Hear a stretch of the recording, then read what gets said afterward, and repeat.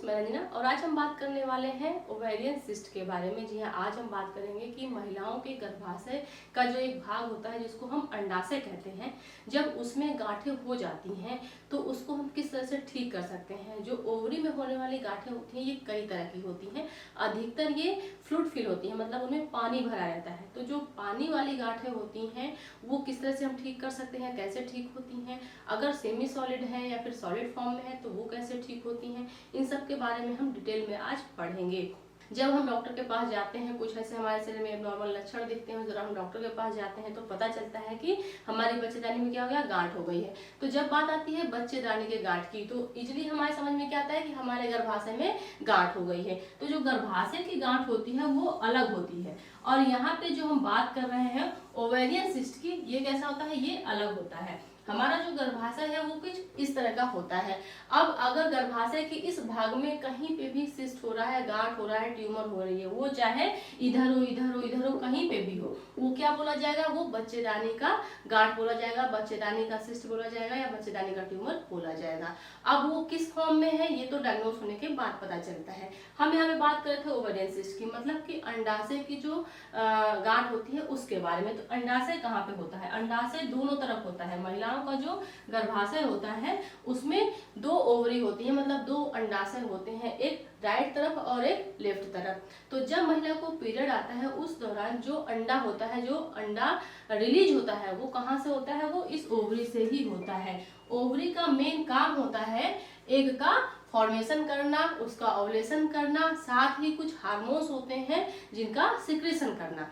तो जब इस ओवरी में, इस अंडाशय में किसी भी तरह की गांठ बन जाती है तो उसको हम बोलते हैं ओवेरियन सिस्ट।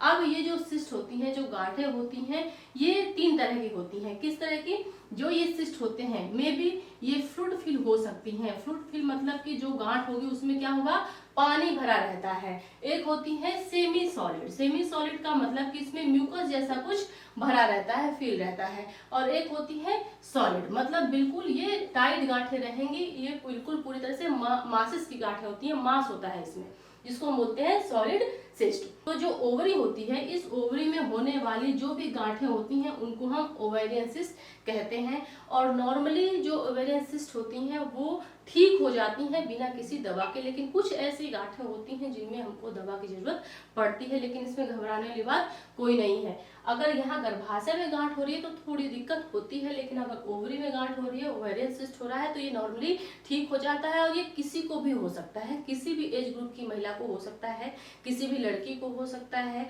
ऐसी महिला को हो सकता है जिसकी शादी हो गई हो, ऐसी महिला को भी हो सकता है जिसको पीरियड्स चल रहे हैं, या फिर ऐसी महिला को भी हो सकता है जिसके पीरियड्स खत्म हो गए हो। लेकिन मत कहने का मतलब कि किसी भी एज ग्रुप में किसी को भी हो सकता है जो ओवेरियन सिस्ट होता है जिसकी हम बात कर रहे हैं। तो अगर हम इसके टाइप्स की बात करें कि ये कितने तरह का होता है, तो ओवेरियन सिस्ट में फर्स्ट आता है फंक्शनल सिस्ट। फर्स्ट आता है फंक्शनल सिस्ट। अगर किसी को भी डॉक्टर ये डायग्नोस कर रहे हैं कि उसको ओवेरियन सिस्ट हो गया है तो इसमें घबराने वाली बात नहीं है, क्योंकि ओवेरियन सिस्ट में 50% जो गांठें होती हैं वो ऐसी होती हैं कि अपने आप ठीक हो जाती हैं। और ये हमको पता कब चलती है, इनके लक्षण जो होते हैं वो जल्दी दिखाई भी नहीं देते हैं, क्योंकि इसकी वजह से किसी भी तरह की कोई हमको मेंस्ट्रुअल रिलेटेड प्रॉब्लम नहीं होती है, पीरियड संबंधी समस्या नहीं होती है, क्योंकि ये गांठें ऐसी जो अपने आप ठीक हो जाती हैं। लेकिन कुछ गांठें हैं जिनमें दिक्कत होती है। तो अगर इस ओवरी में फंक्शनल सिस्ट हुआ है, फंक्शनल सिस्ट मतलब कि इससे काम से संबंधित, जो ओवरी है उसके काम से संबंधित। फंक्शनल का मतलब कि जो कार्य के ऊपर आधारित हो। तो जो फंक्शनल सिस्ट बनते हैं ओवरी में, इसमें भी दो फॉर्म होते हैं। कौन कौन से, एक तो होता है जिसको हम बोलते हैं फॉलिकुलर सिस्ट, और दूसरा होता है जिसको बोलते हैं कार्पस लूटियम सिस्ट।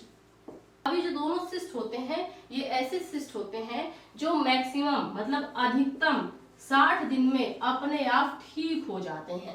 अब कितनी बार आदमी डर जाता है, महिलाएं डर जाती है जब डॉक्टर उनको ये बताती हैं कि आपके बच्चेदानी में गांठ हो गई है, तो क्या होता है, डर जाती हैं। लेकिन वो ये नहीं समझ पाती हैं, या फिर हम ये कह सकते हैं कि कुछ ऐसे डॉक्टर भी होते हैं जो क्लियरली ये नहीं बताते हैं कि ये गांठें किस तरह की हैं। अगर वो ये बता दें कि आपकी ये गांठें ऐसी गांठें हैं जिनमें पानी भरा हुआ है, या फिर ये अपने आप ठीक हो सकती हैं अगर आप घर पे कुछ एक्सरसाइज करें, अपने खान पान में कुछ सुधार करें, तो बिना दवा के ये ठीक हो जाएंगी। तो महिलाओं का 50% जो स्ट्रेस है या 50% जो उनकी प्रॉब्लम है ऐसे ही सॉल्व हो जाएगी।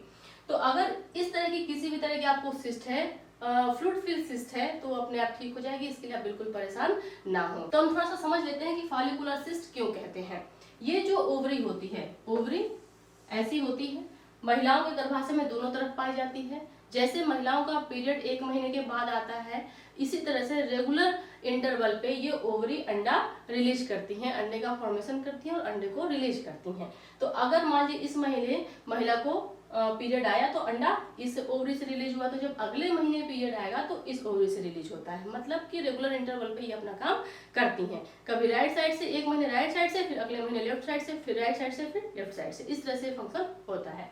तो जब एक यहाँ पे मेच्योर होता है, मेच्योर होने के बाद जब यहाँ से ये निकलता है तो ये जो फैलोपियन ट्यूब है इनके द्वारा ये कैच कर लिया जाता है, मतलब पकड़ लिया जाता है, और उसके बाद ये अंडा यहाँ जाके रुक जाता है। जब स्पर्म पहुंचते हैं यहाँ पे तब फिर फर्टिलाइजेशन का काम होता है। तो अब ये जो फॉलिकल्स होते हैं, जो ये ओवरी होती है, ओवरी में ढेर सारे फॉलिकल्स होते हैं। अगर इसके बारे में आपको जानना है तो इसकी मैंने अलग से वीडियो बना रखी है, आप उसको देख सकते हैं, बहुत डिटेल में मैंने उसमें बताया हुआ है। तो अब ये जो ढेर सारे फॉलिकल्स होते हैं ओवरी में, इसमें से एक ऐसा फॉलिकल्स होता है जो मेच्योर होता है, मतलब परिपक्व होता है, और उसके बाद ये ओवरी से अंडाशय से बाहर आता है। तो मान लीजिए कि ये फॉलिकल्स क्या हुआ, मेच्योर हुआ। अब मेच्योर होने के बाद इसको बाहर आना है। जब ये बाहर आएगा तभी तो यहाँ से फिर यहाँ पहुंच के फिर फर्टिलाइजेशन का काम होगा, फिर वो जाइगोट बनेगा, फिर बच्चा बनेगा। लेकिन जब ये मेच्योर फॉलिकल बाहर नहीं आ पाता है तो इस दौरान ये यहीं पे रह जाता है, बाहर नहीं आ पाता। बाहर क्यों नहीं आ पाता? हमारे शरीर में जो ये ओवुलेशन का प्रोसेस होता है, अंडे को बाहर आने का प्रोसेस होता है, उसके लिए एक हार्मोन्स होता है जो जिम्मेदार होता है, जिसको हम बोलते हैं LH, ल्यूटिनाइजिंग हार्मोन्स। अब ये जो ल्यूटिनाइजिंग हार्मोन्स होता है, अगर इसका लेवल कम हो गया तो ओवुलेशन का प्रोसेस नहीं हो पाता है। वो जो अंडे का सैक होता है उसको वो तोड़ के बाहर नहीं आ पाता है, ओवरी अंडे को रिलीज नहीं कर पाती, यहाँ से अंडा निकल नहीं पाता है और यहीं पे रह जाता है। और जब ये अंडा यहीं पे रह जाता है तो फिर इस फॉलिकल्स में, ये क्या, ये फॉलिकल है, तो इस फॉलिकल्स में अब क्या होता है, फ्लूइड फिल होने लगता है, मतलब पानी इकट्ठा होने लगता है, और फिर ये एक सिस्ट की तरह बन जाता है। अब ये सिस्ट एक भी हो सकते हैं, एक से अधिक भी हो सकते हैं, एक तरफ भी हो सकते हैं, दोनों तरफ भी हो सकते हैं, छोटे भी हो सकते हैं, बड़े भी हो सकते हैं, हर तरह के हो सकते हैं।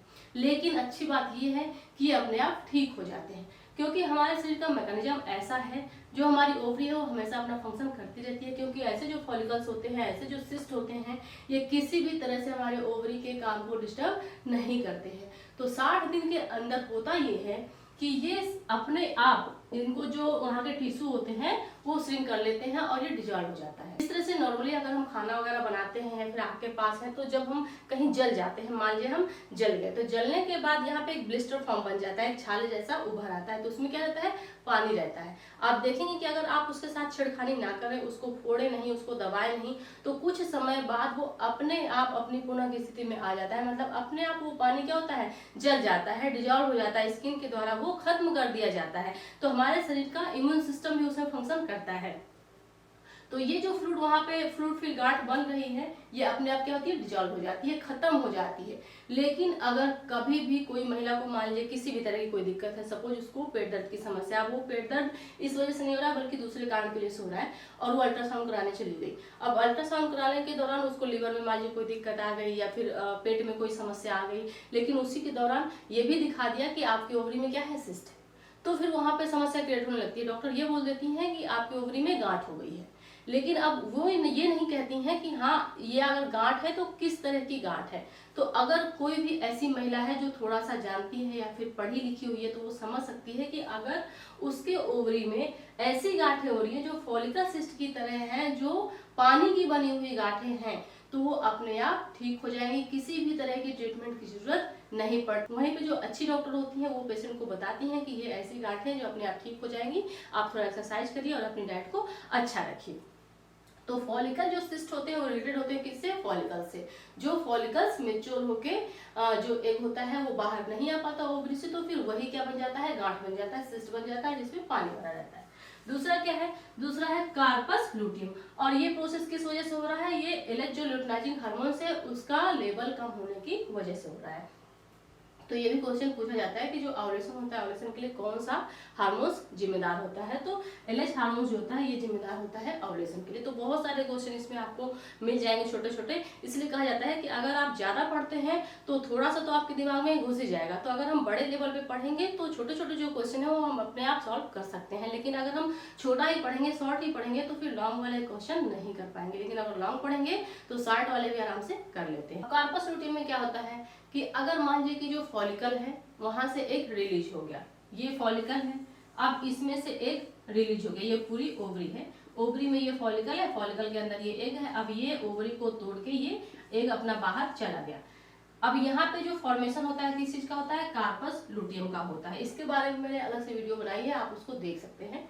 तो जो कार्पस लुटियम होता है ये जब इसका फॉर्मेशन होता है तो ये क्या करता है? ये एग के रिलीज होने के बाद इसका फॉर्मेशन होता है, और ये इसलिए होता है ताकि जो यहाँ गर्भाशय में अभी अंडा यहाँ गया, फर्टिलाइजेशन हो गया। अगर फर्टिलाइजेशन हो गया तब कार्पस लुटियम का काम शुरू हो जाता है। अगर फर्टिलाइजेशन नहीं हुआ तो फिर कार्पस लुटियम का काम वहीं पे खत्म भी हो जाता है, वो फिर वहीं पे डिजेनरेट हो जाता है, खत्म हो जाता है। तो अगर फर्टिलाइजेशन हो गया तो फर्टिलाइजेशन के बाद अब ये जो बच्चा है ये कहाँ पे आएगा? गर्भाशय की दीवार पे। अब ये जो गर्भाशय की दीवार है यहीं से उसको न्यूट्रिशन मिलना है, पोषण तत्व तो मिलने हैं। तो कहाँ से मिलेगा? तो जो स्टार्टिंग के 3 महीने का समय होता है, जो 12 सप्ताह का समय होता है, उस दौरान जो ये बच्चे को न्यूट्रिशन दिया जाता है वो किसके द्वारा दिया जाता है? वो कार्पस लुटियम के द्वारा ही दिया जाता है। क्यों कार्पस लुटियम के द्वारा दिया जाता है? क्योंकि उस समय प्लासेंटा नहीं बनी होती है, प्लासेंटा का फॉर्मेशन होता रहता है, उसका जो बनने की प्रक्रिया है वो चलती रहती है, और 12 सप्ताह में प्लासेंटा बन के तैयार हो जाती है, और उसके बाद प्लासेंटा अपना काम करने लगती है। फिर कार्पस लुटियम क्या होता है? वो डिजेनरेट हो जाता है। लेकिन 3 महीने तक कार्पस लुटियम अपना फंक्शन करता है। ये प्रकृति ने, नेचर ने बहुत अच्छे से बनाया है। हमारे शरीर का मैकेनिज्म समझना बहुत ही कठिन है, बहुत क्रिटिकल है। नेचर ने जैसे भी हमको बनाया हो, लेकिन सच में नेचर से बड़ा साइंटिस्ट कोई है ही नहीं। अब ये कार्पस लुटियम है ये हार्मोन सेल बनाता है। कौन से सेल बनाता है? हार्मोन सेल बनाता है, जिनमें से कौन सा हार्मोन रिलीज होता है? इससे निकलता है प्रोजेस्टेरॉन। प्रोजेस्टेरॉन हार्मोन निकलता है जो बच्चे के ग्रोथ और बच्चे के डेवलपमेंट के लिए रिस्पॉन्सिबल होता है, जब तक कि प्लासेंटा नहीं बन जाती। तो 3 महीने तक ये अपना काम करता है। लेकिन यहीं पे अगर ये जो कार्पस लुटियम है इसमें किसी भी तरह का एक तरह से एबनॉर्मलिटी डेवलप होने लगे, यहाँ उसके जो सेल्स होते हैं, उसकी जो मेम्ब्रेन होती है, अगर उसके चारों तरफ क्या हो कि फ्लूइड इकट्ठा होने लगे, पानी इकट्ठा होने लगे, तो इसकी वजह से क्या हो जाता है? ये धीरे धीरे एक सिस्ट का रूप ले लेती है। अब यहाँ अगर मान लिया वहां पे फर्टिलाइजेशन हो गया और बच्चा वहां पे बन रहा है, तो इधर क्या है? अगर इधर इस कार्पस लुटियम में फ्लूइड भी इकट्ठा हो रहा है तो एक तरह से क्या होगा? उसका फंक्शन डिस्टर्ब होगा, और जब कार्पस लुटियम का फंक्शन डिस्टर्ब होगा तो इसका प्रभाव इस बच्चे की ग्रोथ और डेवलपमेंट में भी पड़ेगा। लेकिन ये अर्ली स्टेज होती है तो थोड़ा सा रिकवरी हो जाती है, तो उतना ज्यादा बच्चे को प्रभावित नहीं करता है। तब तक 3 महीने में प्लासेंटा बन जाती है, फिर वो अपना काम करने लगती है। लेकिन यहाँ पे जो फ्लूइड फील हो रहा है ये कैसा हो जाता है? ये सिस्ट फॉर्म में हो जाता है, एक गांठ की तरह हो जाता है। लेकिन ये भी ठीक हो जाता है, जैसे कि मैंने पहले ही बताया था कि जो फंक्शनल सिस्ट होते हैं, फॉलिकल सिस्ट कहें या फिर कार्पस लुटियम सिस्ट कहें, ये दोनों फंक्शनल सिस्ट में आते हैं, ये अपने आप ठीक हो जाते हैं। तो जिस तरह से ये अपना फंक्शन कर रहा है उस तरह से करता रहता है। लेकिन अगर इसमें पानी भर रहा है, सिस्ट बन रहा है, तो कुछ समय के बाद क्या होता है कि वहाँ की जो सेल्स होती हैं, वहाँ के जो टिश्यू होते हैं, वो उसको पूरी तरह से सिंक कर देते हैं, एक तरह से सिकुड़ देते हैं, और फिर वो अपने आप बॉडी की द्वारा डिजॉल्व कर लिया जाता है, सेल्स के द्वारा डिजॉल्व कर लिया जाता है, खत्म कर दिया जाता है। तो ऐसे जो सिस्ट होते हैं इनमें किसी भी तरह का लक्षण दिखाई नहीं देता है। लक्षण कब दिखाई देता है? जब सिस्ट थोड़ा बड़े हो जाए, जैसे कि कार्पस लुटियम के स्टेज में। अब कार्पस लुटियम अगर यहाँ फर्टिलाइजेशन नहीं हुआ है, बच्चा नहीं बना है, तब तो कोई दिक्कत नहीं है। लेकिन अगर मान लीजिए बच्चा बन गया है, तब तो इसका फंक्शन अब बढ़ जाएगा। ये 3 महीने तक कंटिन्यू अपना फंक्शन करेगी। तो उस दौरान क्या होगा कि अगर सिस्ट का फॉर्मेशन हो रहा है तो अब वो सिस्ट 3 महीने में थोड़ा बड़ा तो हो ही जाएगा। उसके बाद 3 महीने के बाद जब वहाँ प्लासेंटा अपना फंक्शन करने लगती है तो फिर वहां से इसका काम क्या होता है, खत्म हो जाता है। जब इसका काम खत्म होता है तो अब इसका डीजनरेशन स्टार्ट हो जाता है। जब इसका डीजनरेशन स्टार्ट होता है तो ये क्या होती है, ये रप्चर होती है, अब ये फट जाती है। और जब ये फटती है तो उस दौरान महिला को पेन हो सकता है, नहीं बल्कि होता है। महिला को बहुत भयंकर, बहुत तेज पेन होता है, साथ में कमर में भी दर्द होता है। कितनी महिलाओं को उल्टी की समस्या भी होने लगती है। तो ये चूंकि प्रेगनेंसी का समय रहता है तो उतना महिलाएं ध्यान नहीं देती हैं, लेकिन अगर नॉन प्रेग्नेंट स्टेज में भी किसी महिला को हो रहा है या फिर किसी लड़की को भी हो रहा है तो घबराने वाली बात नहीं होती, क्योंकि ये दर्द 2 दिन में या फिर 24 घंटे में अपने आप ठीक हो जाता है। किसी भी तरह की क्रिटिकल कंडीशन इसमें नहीं होती है, लेकिन बस ये एक अच्छी बात होती है कि ये अपने आप ठीक हो जाता है। अब जिस सिस्ट की हम बात कर रहे हैं उसको बोलते हैं डर्मोइड सिस्ट। अब ये जो डर्मोइड सिस्ट होती है ये कैसी होती है, ये मांसेस की होती है, मतलब कि ये मांस की बनी होती हैं और ये सॉलिड होती हैं। तो जब ऐसी गांठें होती हैं तो उस दौरान महिला को बहुत सारे लक्षण दिखते हैं। उन लक्षणों के बारे में भी अभी हम बात करेंगे। इसके अलावा महिला को इंडोमेट्रियोमास की सिस्ट भी हो जाती हैं। तो ये जो सिस्ट होती हैं ये कैसी होती हैं, ये भी सॉलिड सिस्ट होती हैं, मतलब ठोस होती हैं, क्योंकि इसमें वर्ड जुड़ा है इंडोमेट्रियोमास। तो इंडोमेट्रियम रिलेटेड किससे है, इंडोमेट्रियल टिश्यू से, इसीलिए इसको नाम दिया गया है इंडोमेट्रियोमास। तो अगर टिश्यू से बनी है तो सॉलिड होगी, तो ये इंडोमेट्रियल टिश्यू से बनी है, इसीलिए इसको नाम दिया गया है। नेक्स्ट इसमें देखने को मिल जाता है जिसको बोलते हैं ओवेरियन कैंसर सिस्ट। ये सबसे खतरनाक सिस्ट होती है, जो कैसी होती है, सॉलिड फॉर्म में होती है, सॉलिड फॉर्म में होती है, बिल्कुल मांस की होती है। और इसमें जो सिस्ट बनता है, जो ओवेरियन कैंसर सिस्ट होता है, इसके नाम से आप समझ सकते हैं कि इसमें कैंसर वर्ड जुड़ा हुआ है। तो मतलब कि ऐसी जो सिस्ट होती हैं वो अधिकतर कैंसरस होती हैं। बाकी ये जितने भी हमने सिस्ट पढ़े ये सभी कैसे होते हैं, ये सभी नॉन कैंसरस होते हैं, मतलब इसमें कैंसर होने का कोई चांस नहीं होता है। ये जो लास्ट वाली है बस इसी में कैंसर होने का रिस्क रहता है। तो अब ये जो पहले के हमने फंक्शनल सिस्ट पढ़े थे इसमें हमने देखा था किसी तरह का कोई लक्षण नहीं दिखता है, लेकिन जब ये डर्मोइड या फिर इंडोमेट्रियोमास जैसे सिस्ट बनते हैं तो उस दौरान लक्षण दिखाई देते हैं। कैसे लक्षण दिखाई देते हैं, स्टार्टिंग में महिला का पीरियड डिस्टर्ब होगा। स्टार्टिंग में क्या होगा, इरेगुलर पीरियड होंगे, जो भी उसके पीरियड का साइकिल होगा वो क्या होगा, वो डिस्टर्ब हो जाएगा, या तो पीरियड बंद ही हो जाएंगे, क्योंकि यहाँ पे क्या हो रहा है, हार्मोन का जो लेवल है वो इम्बैलेंस हो रहा है। तो इस वजह से हो सकता है कि महिला के पीरियड ही एब्सेंट हो जाए, उसको पीरियड ही ना आए। लड़कियों में ये अधिकतर देखने को मिलता है कि अगर ऐसी कंडीशन होती है तो उनको 2 महीने 3 महीने पीरियड ही नहीं आते, फिर पीरियड आएंगे, फिर 2 महीने नहीं आएंगे, फिर पीरियड आएगा, फिर 15 दिन में आ जाएगा, फिर 20 दिन में आ जाएगा, फिर 1-2 महीने नहीं आएगा। तो ये जो इरेगुलर पीरियड है, इरेगुलर साइकिल है, ये स्टार्ट हो जाती है। चाहे लड़कियों की बात करें या महिलाओं की बात करें, सब में देखने को मिल जाता है अगर उनको सिस्ट की समस्या हो रही है तो उस दौरान। तो अगर ऐसा किसी भी लड़की को, किसी महिला को हो रहा है तो उसको डॉक्टर से जरूर संपर्क कर लेना चाहिए। वैसे ऐसी जो सिस्ट होती हैं इनमें ट्रीटमेंट की जरूरत पड़ती है, दवाओं की जरूरत पड़ती है, साथ ही डाइट और एक्सरसाइज दोनों की जरूरत पड़ती है। इनमें तो आप सिर्फ डाइट और एक्सरसाइज से खुद को ठीक कर सकते हैं, लेकिन ये जो आगे की हमने टाइप्स पढ़े इसमें मेडिसिन की भी जरूरत पड़ती है। तो पहला क्या है, इरेगुलर पीरियड्स उसको हो जाएंगे। नेक्स्ट उसमें देखने को मिलेगा पेल्विक पेन, मतलब कि जो पेट का निचला हिस्सा होता है, बेली पार्ट होता है, वहां पे फीमेल्स को पेन होगा, दर्द होगा, और साथ ही जो उसका कमर साइड होता है, बैक वाला एरिया होता है, वहां पे भी उसको हल्का हल्का दर्द बना रहेगा। ये पीरियड के दौरान भी हो सकता है और जब पीरियड्स नहीं आते तब भी ये उसको दर्द रह सकता है। लेकिन जो लोअर बेली की हम बात कर रहे हैं, पेट के निचले हिस्से की बात कर रहे हैं, वहां पे दर्द हमेशा महिला को या फिर लड़की को बना रहता है। इसके अलावा उसको फीलिंग ऑफ फुलनेस भी महसूस होगा। फीलिंग ऑफ फुलनेस कहाँ पे, जो पेट का निचला हिस्सा होता है वहां पे उसको ऐसा महसूस होगा कि उसके पेट का वन साइड, अब जिधर भी उसको गांठ हुई होगी, अगर उसको गांठ इधर हुई है तो इधर महसूस होगा, अगर इधर हुई है तो इधर महसूस होगा, अगर दोनों तरफ है तो फिर उसको चारों तरफ ऐसा महसूस होगा कि उसका पेट कैसा, बहुत भारी हो गया। पेट का जो निचला हिस्सा होता है, बेली वाला पार्ट होता है, उसको ऐसा महसूस होगा कि वो बहुत ज्यादा भरा हुआ है, बहुत थुथला हो गया है, या फिर बहुत अधिक भारीपन उसको उसमें महसूस होगा। तो ये लक्षण है। इसके अलावा पेनफुल पीरियड्स भी उसको होंगे, पेनफुल पीरियड्स मतलब पहला तो मैंने बताया कि पीरियड्स या तो उसको आएंगे ही नहीं, और अगर आ भी रहे हैं, इरेगुलर हो रहे हैं, तो उसको क्या होगा, दर्द बहुत ज्यादा होगा। पहले जो उसको पीरियड हो रहे होंगे हो सकता है उसमें उसको किसी तरह का दर्द ना हो, लेकिन अगर उसको सिस्ट हो गया है तो उस दौरान उसको पीरियड के समय दर्द होगा। और सबसे बड़ा लक्षण इसमें यही देखने को मिलता है कि पीरियड क्या हो जाता है, इरेगुलर हो जाता है। सबसे कॉमन, सबसे सिंपल यही लक्षण देखने को मिलता है, इरेगुलर पीरियड। नेक्स्ट इसमें एक और लक्षण देखने को मिल जाता है, ओबेसिटी।